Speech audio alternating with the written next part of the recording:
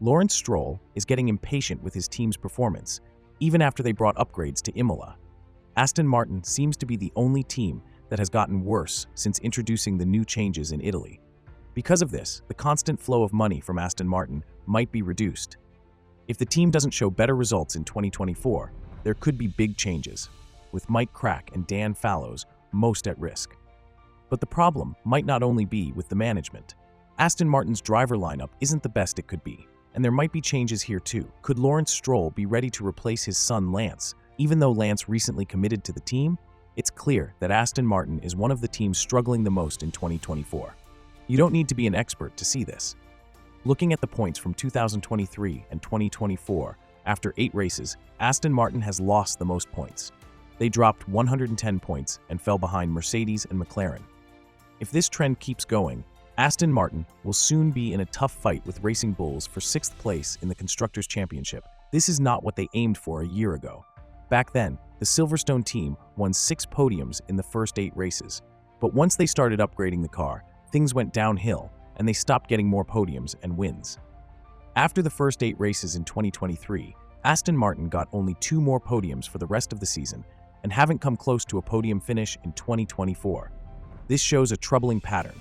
The team doesn't really understand their car and its basic problems. This problem has also troubled Mercedes during the 2022 and 2023 seasons and could lead to a complete team overhaul. Many had high hopes for Dan Fallows, the former head of aerodynamics at Red Bull, who became the technical director at Aston Martin.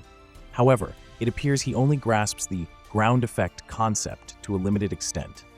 This situation shows that hiring a top team member from a successful team doesn't instantly make you a contender for race wins. Laurence Stroll has been learning this lesson more clearly over the past few weeks. Because of the car's poor performance in Imola, a meeting has been arranged between Laurence Stroll, Dan Fallows, and Mike Crack to figure out the issues. The statistics clearly show how badly the car performed. Despite having 4 sets of tires, Aston Martin struggled to perform, with many experts predicting they would end up just where they were at the end of the 2022 season. This is a big setback for the team from Silverstone, especially after they invested heavily in new facilities and a new headquarters. Some think the problem is that Aston Martin and Mercedes still use the same wind tunnel. However, McLaren's success with similar resources suggests this isn't necessarily true. Interestingly, Aston Martin was optimistic about the upgrades they introduced at Imola. Unfortunately, these changes seem to steer the car in the wrong direction. Instead of expanding the car's performance range, they ended up limiting it, which is not ideal according to current regulations. The AMR24 has become more difficult to drive, with issues often mentioned over the team radio. Alonso noted that the car's steering has become harder, making it an overall bad experience to drive. Aston Martin's progress isn't looking good, and the people under the most stress now are Dan Fallows and Mike Craig. They have to explain to their boss why the team's performance is poor. Despite his hard work securing new finances and partnerships like Aramco and selling minor stakes to Arctos, he expected better results than just earning a few points each week. The gap in qualifying times between the 2 drivers, Stroll and Alonso, is now very small. Stroll has even out-qualified Alonso in the last 3 races. However, Alonso has scored most of the team's points in 2024. The 2-time world champion has earned 75% of Aston Martin's total points, putting him in 4th place overall behind Tsunoda, Hülkenberg, and Albon. Aston Martin hit a low point recently by being the only team slower in Monaco this year compared to last. This is surprising because other teams improved their lap times by up to a second. While traffic and different strategies can affect performance, spending $100 million more on the car and still being slower is a big problem. The team needs to figure out what went wrong, but they don't seem to be doing that well right now. For a team wanting to move out of the midfield and compete for podiums and top 3 spots, having 2 strong drivers is essential. Alonso, a 2-time world champion, is a driver you can trust to lead the team in the right direction. However, it now appears that the car itself is the main issue, causing Alonso to lose confidence. His comments suggest that the team doesn't understand what upgrades the car needs. This failure is mainly the fault of Dan Fallows and his team. Being the chief aerodynamicist on one team and the technical director on another are quite different roles. Recently, with changes involving Fallows, it seems likely that Laurence Stroll is preparing to find a replacement for the seasoned, well-known member of the Silverstone team. Aston Martin definitely isn't short on money. They've shown this many times by making big offers to top drivers like Verstappen and leading engineers like Adrian Newey. However, after not being able to hire these big names from Red Bull, Aston Martin is now focusing on Ferrari's current technical director, Enrico Cardile.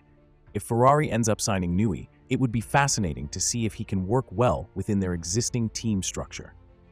This potential change could be a big challenge for Ferrari's top people, as they might need to adjust and step out of their comfort zones with Newey's arrival. Although this situation hasn't happened yet and might not be good news for Ferrari, passing up the chance to hire one of the most experienced and successful engineers in the sport is clearly a no-brainer. Similar to signing Hamilton, if Cardile decides to take on a new challenge, it could have serious consequences for Aston Martin's current technical director, Dan Fallows, who faces increasing pressure to make a car his team is struggling to understand perform well.